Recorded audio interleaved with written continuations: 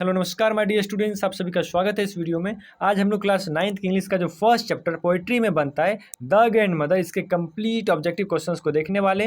बाकी आपको एग्जाम से पहले पढ़ के तो जाना ही जाना है। और ये आपकी इंग्लिश का बुक है और आपको बैच के रिगार्डिंग जानकारी मिल गया होगा। बाकी आइए आपको कुछ दिखाता हूँ। ये आपका रहने वाला कंप्लीट त्रिशूल तांडव बैच, ठीक है। और ये कवर करता है आपके ऑल ऑब्जेक्टिव क्वेश्चंस को। हमने दिखाया ही नहीं, 1 मिनट रुक जाओ, दिखा रहे।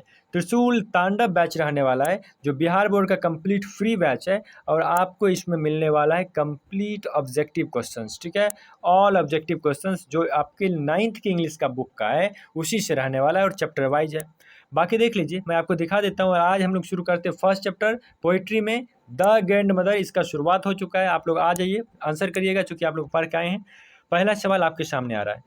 हाँ, पहला सवाल द ग्रैंड मदर से है। पहला सवाल है, कहते हैं कि the poet of grand mother is. कुल मिला के आपकी जो ग्रैंड मदर दादी माँ वाला जो पहला चैप्टर है पोइट्री में, उसका लेखक कौन है? मैंने जो आपको पढ़ाया था, आप याद करिए। सबसे पहले इंट्रो क्लास में आपको माइंड मैप दिया करता था, कुछ याद है?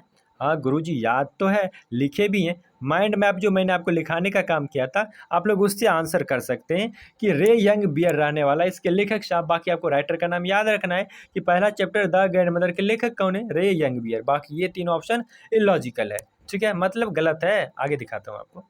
ये आपका आंसर है, मिला लीजिए। दूसरा सवाल आपके साथ देख लो। दूसरा सवाल, warm and damp symbolise the softy hands of his. कहते हैं कि हल्का गर्म और हल्का नमी युक्त जो हाथ है वो किसको सिंबलाइज करता है, किसको सूचित करता है गुरुजी? तो किसको सूचित करता है? दादी माँ के हाथ को सूचित करता है। अगला सवाल मैं आपको दिखाता हूँ, तीसरा। आप समझे होंगे, बाकी स्पीड ज़्यादा नहीं है। अगर ज़्यादा स्पीड हो तो बोल दीजिए गुरुजी थोड़ा धीमा पर आइए, धीमा भी पढ़ा दूंगा, कोई दिक्कत नहीं है, अपना ही मुन्ना हो। आ जाओ तीसरा सवाल। कहते हैं कि the grandmother's words would follow inside the poets. कहते हैं कि दादी माँ का जो शब्द है उनको, अब उनके अंदर जो प्रवाह होता है वो कहाँ प्रवाह होता है, ये बताइए गुरुजी। ये कहाँ होता है? उनके दिल में होता है, सोल आत्मा में होता है, कॉन्शियस या फिर माइंड? अपने मन से कोई आंसर नहीं करेगा। शब्द जो कविता में मेंशन किया गया है वही आपको यूज करना है। गुरुजी हर्ट शब्द का प्रयोग मिलता है, हर्ट, यानी कि कुल मिला के दादी माँ जो भी कहती है उनके हृदय में, उनके हर्ट में उन शब्दों का क्या होता है? प्रवाह होता है सर, सिंपल सा बात है। तीसरा आपने समझा। और चौथा सवाल अब आपको मैं दिखाता हूँ। चौथा सवाल आपके साथ, बाकी आप मिला लीजिए। हर्ट आंसर आने वाला है। A voice was coming from. ये आवाज़ आती है कहाँ से, ये बताइए।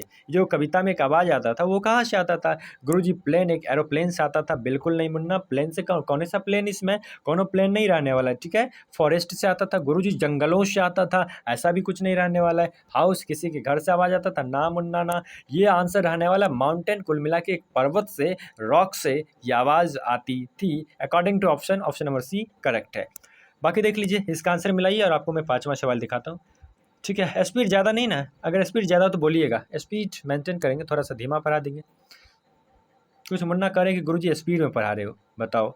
इतना धीमा तो बोल रहा हूँ, अब कितना धीमा बोलूँ? देख लीजिए, पांचवा सवाल है, he recognise his grand mother from a. वो अपनी दादी माँ को पहचान लेता था कितनी दूर से गुरुजी? और ये में भी, इसमें भी आपको उसी शब्द का यूज करना है जो कविता में मेंशन है। बाकी 1 मीटर से, किलोमीटर से, सेंटीमीटर से या माइल्स से, ये मीटर रहने वाला है। किलोमीटर, सेंटीमीटर या माइल्स ये सब कुछ नहीं है। 1 मील्स से पहचानता था, तो माइल आंसर कीजिएगा। बाकी ये सही है, डी नंबर।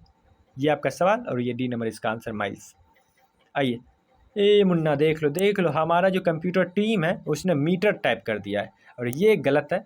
मीटर थोड़ी होगा मुन्ना, आपको भी पता है मीटर नहीं रहने वाला, क्या है? माइल्स रहने वाला है। ये थोड़ा सा करेक्शन है, देख लीजिएगा। आगे मैं आपको दिखाता हूँ छठा सवाल। अच्छा, समझ में आया? तुम लोग कन्फ्यूज हो गया, रुक जाओ, दिखाता हूँ फिर से। पांचवा सवाल है, he recognise his grand mother from. वो अपने दादी माँ को पहचानता था कितनी दूर से गुरुजी? 1 माइल्स दूर से, मतलब ऑप्शन नंबर डी सही है, ठीक है। बाकी ये जो मीटर लिखा हुआ है ये हमारी कंप्यूटर टीम का डिफ़ॉल्ट है, मतलब मिस्टेक है, उसका फॉल्ट है, उनका मिस्टेक है वो लोग। बाकी ठीक है, आप छठा सवाल देख लीजिए, उसमें आगे मैं सुधार करवा दूंगा इसको। छठा सवाल कहते हैं कि the colour of grandmother's scarf is. दादी माँ के जो स्कार्फ था वो उसका कलर कैसा था? सबने कहा गुरुजी पर्पल था, बैगनी था, हिंदी में बैगनी कहते हैं, ठीक, बैगनी कहते हैं, देख लीजिएगा। और ये आपका रहने वाला, बाकी रेड, ग्रीन और येलो ऐसा तो कुछ था नहीं। ऑप्शन नंबर ए सही है, बैगनी। और देख लो ना, यहाँ पे वो रेड कर दिया है, क्या बताएं इन लोगों को। सातवां सवाल मैं आपको दिखाता हूँ। सातवां सवाल आपके साथ है कि the shopping bag is mad of. कुल मिला के जो शॉपिंग बैग था, खरीदने वाला जो थैला था दादी माँ का, वो किस चीज़ का बना था? गुरुजी लोहे का था। बताओ, लोहे का थैला होता है, स्टील का था, हाँ, जूट का था, किसी चीज़ का नहीं था, प्लास्टिक का था। ठीक है, प्लास्टिक का था। PLASTIC। लो, तुम लोग के लिए मैंने लिख भी दिया। आगे का सवाल आपके साथ, 8वां सवाल। गुरुजी जल्दी में दिख रहे हो। अरे जल्दी में इसलिए दिख रहा हूँ मुन्ना, थोड़ा सा वीडियो का टाइम पहले से फिक्स है, 10 मिनट का बनना है, और सवाल 20 हैं तो थोड़ा सा स्पीड तो बनता है, लेकिन आपको समझ में आता होगा ना। इतना भी ज़्यादा स्पीड नहीं बोल रहा हूँ कि आपको समझ में नहीं आता होगा। 8वां सवाल कहते हैं कि the speaker associates with her and her plastic bag. कहते हैं कि आपके जो कवि महाशय है, स्पीकर मतलब जो वक्ता है, आपके जो कवि महाशय है, आपके जो वक्ता हैं, वो एसोसिएट्स मतलब जोड़ते हैं, संबंध बताते हैं, हर मतलब दादी माँ को, एंड हर प्लास्टिक बैग उनके थैला को। किन से, किन चीज़ों से जोड़ते हैं? तो गुरुजी जोड़ते हैं पर्पल स्कार्फ से। ठीक है, ब्लू स्कार्फ नहीं था, रेड स्कार्फ नहीं था, ग्रीन स्कार्फ भी नहीं था, तो सबने बताया पर्पल स्कार्फ, बैगनी कलर का स्कार्फ। ठीक है, 8वां सवाल हो गया। 9वां सवाल मैं आपको दिखाता हूँ। 9वां सवाल आपके साथ है। 9वां सवाल किधर गया भाई? आ जाओ, 9वां सवाल, हाँ आ गया। 9वां सवाल कहते हैं कि if I were to daughter, कहते हैं कि अगर मैं उन्हें देख लेता, और देखने के लिए क्या था? सी शब्द का यूज किया गया चैप्टर में। आपने कहा गुरुजी सही है, सी का यूज है, तो ठीक है, ऑप्शन नंबर बी सही है। 9वां भी हो गया ना, एकदम हो गया 9वां भी। 10वां सवाल मैं आपको दिखा देता हूँ। 10वां सवाल कहते हैं कि the poet is associated with, आपके कवि महाशय संबंधित थे किससे? Leather bag, jute bag, paper bag, plastic bag. अरे गुरुजी, ये सब बैग का कोनो चर्चा नहीं है, प्लास्टिक बैग का चर्चा। ऑप्शन नंबर डी सही है। ठीक है, 11वां सवाल मैं आपको दिखा देता हूँ, आ जाइए। अच्छा, इसमें प्लास्टिक बैग का ही चर्चा है, ये सब लेदर बैग, जूट बैग ऐसा तो कुछ था नहीं चैप्टर में, आपने भी पढ़ा है ना। अब आओ आगे मैं दिखाता हूँ। 11वां सवाल, words would follow inside me like the light. कहते हैं कि उनका शब्द मेरे अंदर ऐसे जाता है जैसे लगता है कि अंधेरे में किसी ने लाइट जला दिया, रोशनी जला दिया है। ठीक है, बाकी देख लो, ये क्या है? ये एक तरह का उपमा देना हुआ, एक सिमली हुआ, एक तरह का मेटाफोर नहीं है, और ये सब भी नहीं है। ठीक है, एक तरह से उपमा देना हुआ, सिमली देना हुआ। ऑप्शन नंबर ए टिक कर लीजिएगा, कि बता रहा है कि दादी माँ का शब्द मेरे अंदर ऐसे प्रवाह करता है, उस शब्दों का प्रवाह मेरे अंदर ऐसे होता है जैसे लगता है कि किसी ने अंधेरा में लाइट जला दिया है। ठीक है, लाइट जला दिया है, प्रकाश जला दिया है, रोशनी जला दिया है, ज्ञान की रोशनी। 12 नंबर सवाल।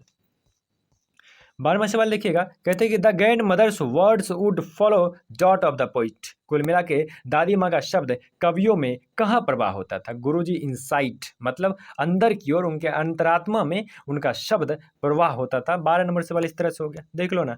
और 12वां सवाल कंप्लीट है, इनसाइड होगा। और 13वां देखिएगा, 13वां सवाल आपके साथ है कि her voice was coming from, कि उनके दादी माँ का आवाज़ आता था, लेकिन कहाँ से? सब ने कहा गुरुजी हाउस से। देखो ना, एक मुन्ना कह रहा हाउस से, गलत बात है, हाउस थोड़ी होगा, पार्क भी नहीं होगा, फील्ड भी नहीं होगा, ये कंप्लीट गलत है, एक माउंटेन से आता था। ये ऑप्शन नंबर ए रहने वाला जो सही है। 14 नंबर सवाल देखिएगा, ये माउंटेन हो गया। 14 नंबर सवाल, the grand mother hands smell of, कहते हैं कि उनके दादी माँ के हाथ में किस चीज़ का स्मेल था, किस चीज़ का सुगंध था ना? तो रूट्स का, सौंफ का, बटर का या मिल्क का, मतलब पेड़ पौधे के जड़ों की खुशबू था, साबुन का था, बटर मक्खन का था, या फिर दूध का था? गुरुजी वो बागवानी का काम करते थे, इसका मतलब क्या? इसका मतलब सिंपल सा है कि रूट्स का होगा, जड़ों का सुगंध होगा उसमें, सिंपल सा बात है। अब आ जाओ, ऑप्शन नंबर ए टिक कर लेना, बाकी इसमें लिखा हुआ है रूट्स, देख लीजिए, मेंशन भी है। 15वां सवाल मैं आपको दिखाता हूँ। ये सवाल आपसे क्या कहता है? ये आपसे कहता है कि the poet draws a picture of his grand mother all loving and क्या? ऑल लविंग एंड क्या? All loving and all inspiring. ये आपके चैप्टर से सीधे लाइन उठा लिया है, all loving and all inspiring. ठीक है, all loving and all inspiring, बढ़िया से देख लीजिए। और हिंदी मतलब ये हुआ कि आपके कवि अपने दादी माँ का एक बेहतरीन पिक्चर ड्रॉ करते हैं, जो बहुत ज़्यादा प्यारा भी है और बहुत ज़्यादा इंस्पायरिंग भी है। ऑप्शन में बी टिक कर लीजिए। 16 नंबर सवाल, कहते हैं कि the grandmother's hands were, दादी माँ का जो हाथ था कैसा था? गुरुजी बहुत बड़ा था, बहुत ज़्यादा गर्म था, वार्म एंड डैम्प, हल्का गर्म भी था और हल्का नमी युक्त भी था। अब आया ना मुद्दे की बात सर, ये हल्का गर्म भी था, हल्का नमी युक्त भी था। ऑप्शन नंबर सी टिक करिएगा। बाकी अगला सवाल 17 नंबर मैं आपको दिखाता हूँ। 17वां सवाल है कि the poet can recognise his grand mother from, अपने दादी माँ को वो पहचान लेता था कवि कितने दूर से, कितने दूर से पहचान लेता था? सब ने कहा कि 1 माइल्स दूर से, 1 माइल्स दूर से। अब मुन्ना तुम थोड़ा पढ़ लो, देख लो, एक भाई का जवाब आ रहा है कि 3 माइल्स। अब भाई ये कौन सा जवाब हुआ? 1 माइल्स दूर से पहचानता था, सिंपल सा बात है। बाकी देख लो, अगला सवाल मैं आपको दिखाता हूँ। 18 नंबर सवाल है कि the shopping bag was made of, कुल मिला के जो थैला था वो किस चीज़ का बना था, वो जो शॉपिंग बैग था दादी माँ के पास वो किस चीज़ का बना था, लकड़ी का था, कॉटन का था, जूट का था। गुरुजी किसी चीज़ का नहीं था, वो प्लास्टिक का रहने वाला था। बाकी सिंपल सा 18 नंबर सॉल्व हो गया। 19वां सवाल मैं आपको दिखाता हूँ।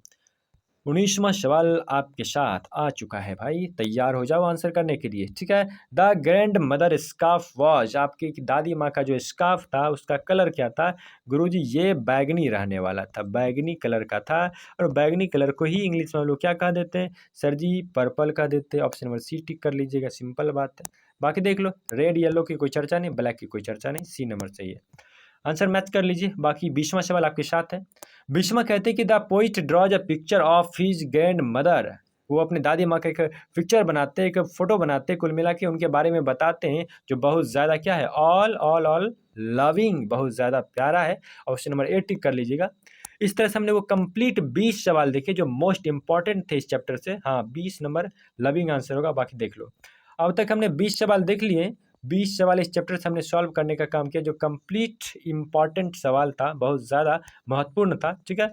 और बाकी ये चैप्टर तो खत्म हो जाता है, आगे का सवाल है नहीं। बाकी देख लो, नहीं है, सवाल ही नहीं है, आगे सवाल नहीं है। बाकी एक काम करिए, अब जब भी आपसे मुलाकात होगा दूसरा चैप्टर के साथ होगा, और दूसरा चैप्टर का जो भी इंपॉर्टेंट ऑब्जेक्टिव्स बनने वाला है उसको हम आपको सॉल्व कराने वाले हैं। तो आपका काम क्या रहा, मुन्ना बढ़िया से देख लेना, क्लास को बढ़िया से पढ़ लेना, और लिखने के बाद बढ़िया से कॉपी में एक अच्छा सा फेयर बना लेना इस चैप्टर का। और जब ऑफलाइन हम आएंगे तो बढ़िया से एक चेक करा दीजिएगा, फेयर अपना चेक करा लीजिएगा। फिर दूसरा चैप्टर शुरू करेंगे तो उसमें आपका ऑब्जेक्टिव्स डील कराया जाएगा, ठीक है, दूसरा चैप्टर का। बाकी आज के लिए यही इन्फॉर्मेशन था। आप जब भी मिलेंगे दूसरा चैप्टर में ही आपको मिलेंगे, चैप्टर नंबर 2 में मिलेंगे। तो आज के लिए चलता हूँ भाई, thank you very much, have a nice day to everyone, thank you.